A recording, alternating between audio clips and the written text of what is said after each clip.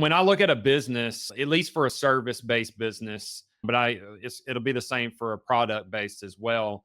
I look and you've got your marketing and sales side, and then it pulls over to the operations, and then it moves over to the finance. Yep. Kind of how do y'all intake a lead, get it processed, and then follow up on just a high level of kind of how from start to finish your company looks like? So I'll do it from a customer just walks into our showroom. We have a showroom. Yeah. It starts with they'll greet a sales consultant. Sales consultant goes over the history of our company. That's one thing.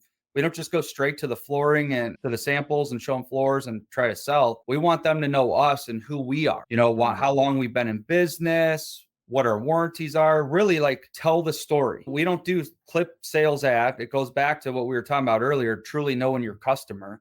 Our customers, they don't want the cheap of the cheap. This is their homes. They want to make their home a house or house a home, show it off to their neighbors, stuff like that. So anyways, we tell the story. We talk about that, the quality, their experience they're going to get from start to finish. So at that point, we try to get them to schedule a free measure. We do all of our measures are free. So we have a field estimator. All he does is drive around all day. I saw your video on your branded van. We have 12 wrap vehicles too. And it's huge. You pass them all day long. It's the coolest thing. We'll get on the marketing a little bit. But anyways, he's in a wrap truck. So it's professional looking. So they know it's our company pulling in the driveway. He's very clean cut, wears a polo. And he's just an awesome guy. He's been in this industry, longer than I've been born. And he wanted to get off being an installer and just doing something that wasn't so labor intensive on his body and just loved our values. That's how we get a lot of our team members. One, we don't even use the word employees in our company. They're team members.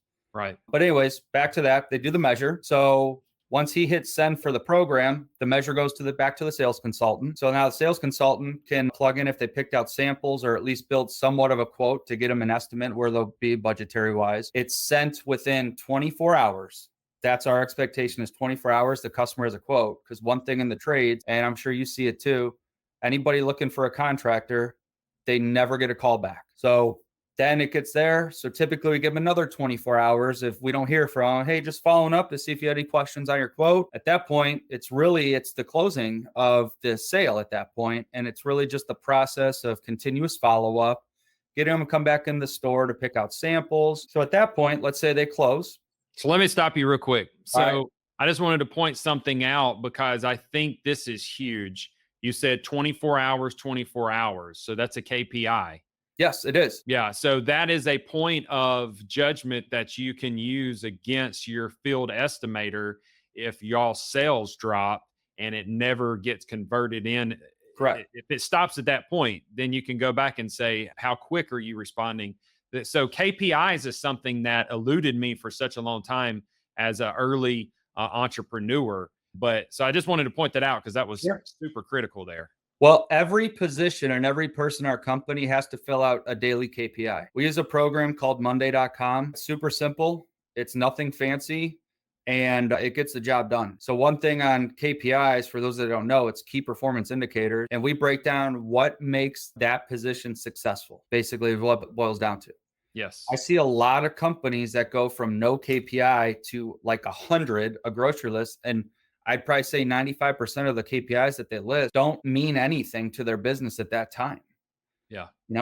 Start with 3 or 5, 3, 4 or 5, just like sales, follow up, whatever, like something to get started. But what is truly makes your company successful, who you are, what's your identity? The KPIs got to match your vision. They got to match your identity.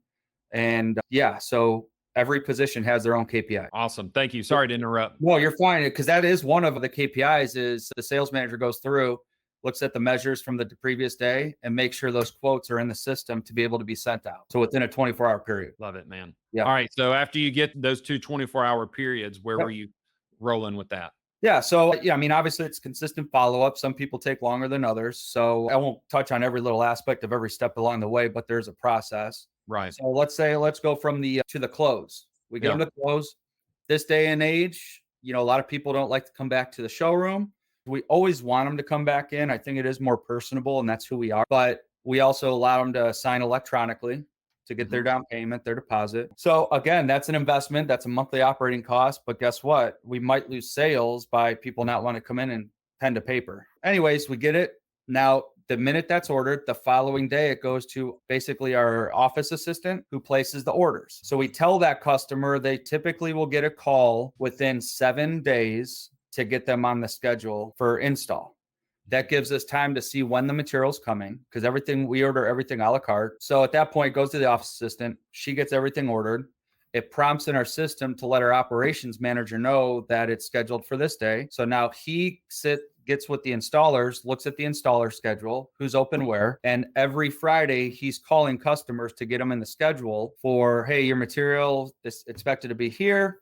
We'd like to get you on the schedule at such and such date. So, and that goes back to the sales process. We under promise, over deliver when it comes to that too. So basically we tell them typically our schedule's out 4 to 6 weeks. We really like to be under that 4-week mark, but we build that buffer just so we under promise and over deliver. Yeah. All right. Anyways, back to the operations manager gets it on the schedule. Now he has the job worksheet. It goes to the installer in their mailbox. So they already know their next week's schedule.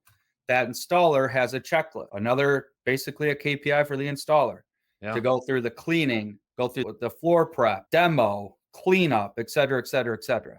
Collection of final payment. So after that, the installer has to let the operations manager know that the job is finished and either A, collected, or B, sales consultant needs to call in and get credit card payment or however it is. At that point, we make sure that the customer is happy. They sign off on the job, actual pen to paper in-house before our installer leaves, that they are truly happy. And next, this is something I think everybody should be doing that aren't. At the end of it, we're always asking for a review on either Google or Facebook. For our world, Facebook's big because of who our clientele is. So always asking for a personalized review, not just for the company, but for the installer and the salesperson. I really want them named in it because I think that's huge. To get off on a tangent, it's not MDG Flooring America. It's Donnie at MDG Flooring America. It's Donnie's business, not my business. That's your business. That's your lead flow. That's your referral base.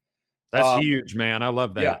And then we do handwritten thank you card after the job's done. And that's a KPI. They have to turn those in every week. And, we could easily save time by going and printing mass corporate looking thank you cards at, from the MDG team, whatever you want to say. We will never get away from pen to a thank you card. The thank you card literally says thank you. It does have our logo, but it's blank.